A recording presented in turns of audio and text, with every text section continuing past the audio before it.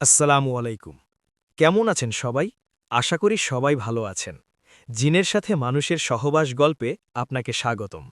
আজকে আমরা এই গল্পের সিজন 2 এর পঞ্চম পর্ব মানে শেষ পর্ব সম্পর্কে জানব। যারা এখনও আগের পর্বগুলো দেখেন নাই তারা আগের পর্বগুলো দেখে আসুন। ভিডিওর লিঙ্ক ডেসক্রিপশনে। অনেক কথা বলে ফেলছি, এখন পঞ্চম পর্বটা শুরু করছি। পঞ্চম পর্ব শুরু করার আগে গত পর্বের কিছু কথা বলে নিচ্ছি আপনাদের, যেন এই পর্বটা বুঝতে সুবিধা হয়।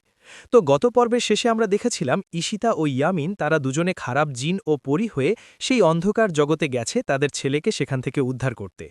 আজকের পর্বটা এখান থেকেই শুরু করছি।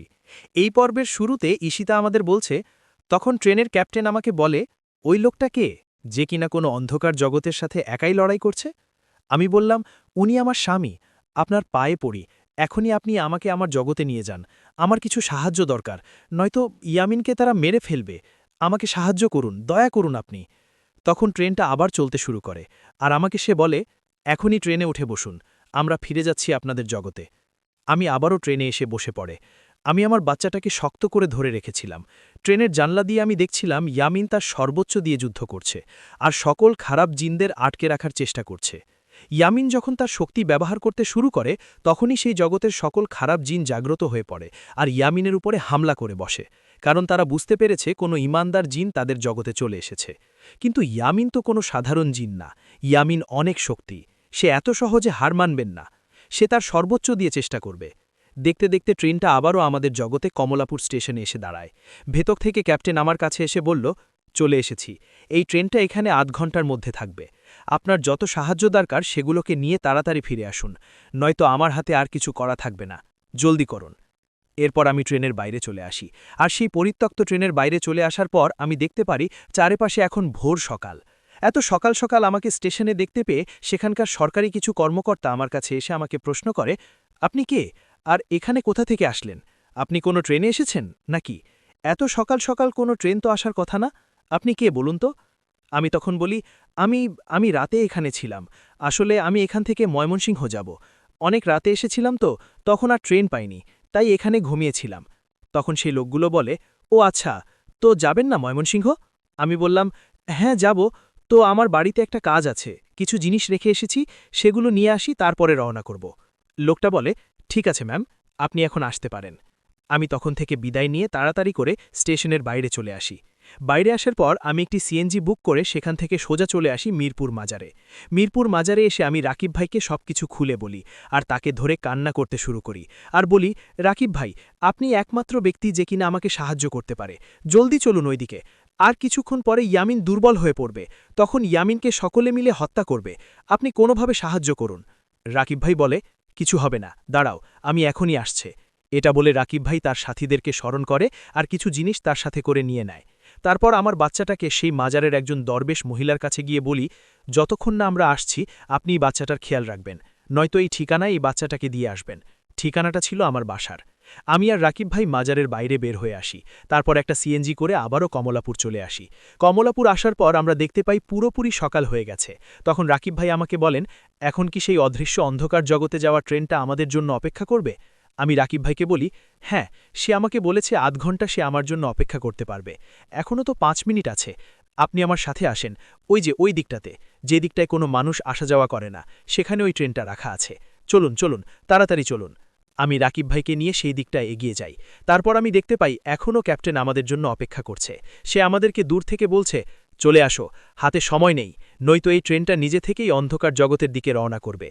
আমি আর রাকিব ভাই তখনই সাথে সাথে দৌড়াতে শুরু করি। রাকিব ভাইয়ের সেই 10 জন সাথী, যারা কিনা খুবই শক্তিশালী জিন ছিল, তারাও সেই ট্রেনে উঠে পড়ে।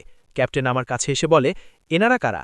আমি তখন বলি, এনারাই হচ্ছে আমার সাহায্যকারী, আমাকে সাহায্যের জন্য এসেছে, আমার স্বামীর অনেক বড় বিপদ, সেই অন্ধকার জগতের সকল খারাপ জিন এক পাশে আর আমার স্বামী আরেক পাশে, সে একা তাদের সাথে পারবে না, তাকে সাহায্য করার জন্যই এনারা যাচ্ছে সেই অন্ধকার জগতে। হয়তো আজকে আমরা সেই অন্ধকার জগৎকে আলোকিত করব, নয়তো সেই অন্ধকার জগতে পুরোপুরি মিলিয়ে যাব। এখন আর আমার কোনো পিছুটান নেই, আমি আমার বাচ্চাটাকে আমার পৃথিবীতে আমার বাবা মার কাছে রেখে এসেছি। ক্যাপ্টেন তখন বলে, আমিও আপনাদের সাথে যুদ্ধ করতে চাই, আসলে আমি কখনো খারাপ ছিলাম না, তবে তারা আমাকে জোর করে এই কাজটা করার জন্য বাধ্য করেছে। আমি সম্রাট জুনমনকে অনেক আগে থেকে চিনি, তার ভাই যখন সম্রাট কাদের ছিল তখনও সে আমাকে বলেছিল, আমরা একসাথে সেই অন্ধকারে সকলকে হত্যা করব। আমি তখন এই ট্রেনের চালক ছিলাম না, কোনো ক্যাপ্টেন হইনি। আমি ছিলাম সেই সম্রাট কাদেরের খুব বিশ্বস্ত একজন জিন। আমি তার সাথে থাকতাম। আমরা একসাথে রওনা করেছিলাম সেই অন্ধকার জগতের সবাইকে হত্যা করার জন্য। সম্রাট কাদের ও আরও অনেক অনেক জিন সম্রাট, জিন রাজারাও ছিল আমার সাথে। আমরা সকলে যখন সেই অন্ধকার জগতে যাই, আমরাও তাদের সাথে লড়াই করতে থাকি। কিন্তু আমরা পেরে উঠি না। একের পর এক সকলকে সেই অন্ধকার জগতের খারাপ জিনেরা হত্যা করে। শেষমেশ সম্রাট কাদেরকেও ও সকলকে মেরে সেই খারাপ জিনেরা আমার কাছে এসে বলে, আজকে থেকে তুমি হচ্ছ আমাদের ট্রেনের একমাত্র ক্যাপ্টেন, যে কিনা মানুষের জগৎ থেকে খারাপ জিন পরীদের এই অন্ধকার জগতে নিয়ে আসার কাজ করবে। সেদিনের পর থেকেই আমি এই কাজটি করছি। মানুষ জগৎ থেকে খারাপ জিন পরীদের লুকানোর জন্য এই অন্ধকার জগতে নিয়ে আসার কাজ করেই যাচ্ছি। তবে আজকে যখন আমি আবারও একটা সুযোগ পেয়েছি, আমিও তোমাদের সাথে যুদ্ধে অংশগ্রহণ করতে চাই। হয়তো আমি মরে যাব, নয়তো সেই অন্ধকার জগতে যত জিন আছে সকলকে হত্যা করে সেই অন্ধকার জগৎকে চিরকালের মতো মিলিত করে ফেলব, যেন আর কোনো খারাপ জিন বা পরী মানুষের জগতে মানুষদের ক্ষতি করে এখানে গিয়ে লুকাতে না পারে। দেখতে দেখতে ট্রেনটা আবারও সেই অন্ধকার জগতে এসে থামল। আমি ক্যাপ্টেন রাকিব ভাই ও আমাদের 10 জন সাথী সেই ট্রেনের বাইরে এসে দাঁড়াই। আমরা দেখতে পাই এখনও ধাউ ধাউ করে আগুন জ্বলছে সেই অন্ধকার জগৎ ঘিরে। আমরা বুঝতে পারি ইয়ামিন এখনও মারা যায়নি, সে এখনও তার সর্বোচ্চ দিয়ে চেষ্টা করছে। আমরা সেদিকেই দব লাগাই। দৌড়াতে দৌড়াতে আমরা যখন সেই স্থানে গিয়ে পৌঁছাই, আমি দেখতে পাই চারপাশে অগণিত লাশ এদিক ওদিক ছুঁড়ে ছিটকে পড়ে আছে। তারা সকলেই ছিল এই অন্ধকার জগতের খারাপ জিন পরী। আর সেই লাশগুলোর একেবারে মাঝে বসে আছে ইয়ামিন, আর তার পায়ের নিচে পড়ে আছে সেই জিনটা, কালোর কোট পরা সেই নিশিরামের ভাই, যে কিনা আমার বাচ্চাটাকে আমার জগৎ থেকে তুলে নিয়ে এসেছে।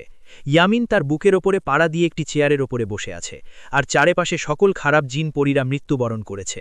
তাদের সকলকে ইয়ামিন হত্যা করেছে। ইয়ামিনের এত শক্তি দেখে আমি পুরোপুরি হতবাক হয়ে যাই। রাকিব ভাইও অনেকটা হতবাক হয়ে গিয়েছিল। ক্যাপ্টেন সাহেব তো এই দৃশ্য দেখে মাটিতে কান্না করে বসে পড়ে আর বলে, হে আল্লাহ, অবশেষে তুমি এমন কাউকে পাঠালে যে কিনা একাই পুরো অন্ধকার জগতের সমতুল্য, যে কিনা এই অন্ধকার জগতের সকলকে হত্যা করতে সক্ষম। আমি দেখি ইয়ামিনের শরীর থেকে ধাউ ধাউ করে আগুন বের হচ্ছে, কিন্তু আগুনটার রং নীল রঙের আগুন। আমি বুঝতে পারি ইয়ামিন এখন পুরোপুরি রেগে আছে। তার সামনে যাওয়া অন্য কোনো জিন বা মানুষের সাধ্য না। যদি কেউ তার কাছে যায় তাহলে সে আগুনের তাপে সে জ্বলে পুগে ছাই ছাই হয়ে যাবে। কিন্তু আমি জানি তাকে কি করে শান্ত করতে হবে। আমি গিয়ে ইয়ামিনের দিকে যাই। ইয়ামিন দূর থেকে আমাকে বলে, আমার কাছে এসো না, তুমি আমার এই তাপ সইতে পারবে না। আমি তখন বলি, আমি তোমাকে ভালোবাসি, আমি তোমাকে অনেক ভালোবাসি, তোমার সবটুকুই আমার। তোমার এই আগুনের তাপে যদি আমার মৃত্যু হয় তাতেও আমার কোনো আফসেস থাকবে না। আমি এটা বলে এক দৌড় দিয়ে ইয়ামিনকে গিয়ে জড়িয়ে ধরি। ইয়ামিন তখন আমাকে বলে, ছাড়ো, তোমার শরীর তো পড়ে যাচ্ছে, তোমার কষ্ট হচ্ছে। আমি তখন বলি, না, ছাড়ব না, তুমি যতক্ষণ না ঠান্ডা হচ্ছ, যতক্ষণ না আবারও স্বাভাবিক হচ্ছ, ততক্ষণ আমি তোমাকে ছাড়ব না। আমি এভাবেই জড়িয়ে রাখব, এতে যদি আমার মৃত্যু হয় হোক। ইয়ামিন তখন সাথে সাথে আবারও আগের রূপে ফিরে আসে, আর আমি তখন অজ্ঞান হয়ে পড়ে যাই, কারণ ততক্ষণে সেই আগুনের তাপে আমার শরীরের বেশ কিছু জায়গা পুড়ে গেছে। আমি সেই ব্যথায় অজ্ঞান হয়ে যাই। আমার যখন জ্ঞান ফিরে, আমি দেখি আমি মেডিকেলের বেডের ওপর শুয়ে আছি। আমার পাশে আমার বাবা রাখা, তার পাশে বসে আছে আমার বাবা মা, রাকিব ভাই, তার থেকে কিছুটা দূরে দাঁড়িয়ে আছে ইয়ামিন। ইয়ামিনের চোখ বেয়ে পানি পড়ছে। আমি তখন আমার বাবা মাকে বলি, আপনারা সকলে একটু বাইরে যান, ইয়ামিন এখানে আছে, আমি তার সাথে কিছু কথা বলতে চাই। তখন বাবা মা সবাই বাইরে চলে যায়। ইয়ামিন আমার কাছে এসে বসে আর কান্না করতে করতে বলে, আজকে আমার জন্যই এত কিছু হলো। তুমি যদি আমাকে জড়িয়ে না ধরতে তাহলে তোমার শরীরের এই বিভিন্ন জায়গাগুলো পুড়ে যেত। সবটাই আমার দোষ, আমাকে ক্ষমা করে দিও। আমি ইয়ামিনকে বলল, এছাড়া তো আমার আর কোনো উপায় ছিল না। তোমাকে যদি আমি জড়িয়ে না ধরতাম তাহলে তুমি তোমার রাগ আর কন্ট্রোল করতে পারতে না। তুমি হারিয়ে ফেলতে আমাদেরকে, তুমি হারিয়ে ফেলতে নিজেকে। তুমি তখন আর চিনতে পারতে না তুমি আসলে কে। তুমি তোমার বাপ দাদাদের মতোই হিংস্র হয়ে যেতে আর অন্যান্য জিনেদের হত্যা করা শুরু করতে। এই কারণেই আমি এটা করেছি। আমি জানতাম তুমি আমার কষ্ট সইতে পারবে না, তুমি আবারও স্বাভাবিক রূপে ফিরে আসবে।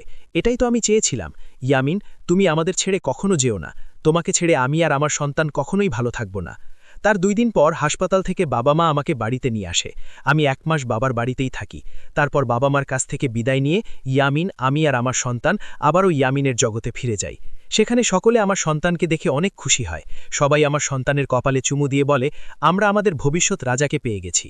তো এই ছিল জিনের সাথে মানুষের সহবাস গল্পের সিজন 2। এই গল্পটা আপনাদের কাছে কেমন লাগছে কমেন্ট করে জানান।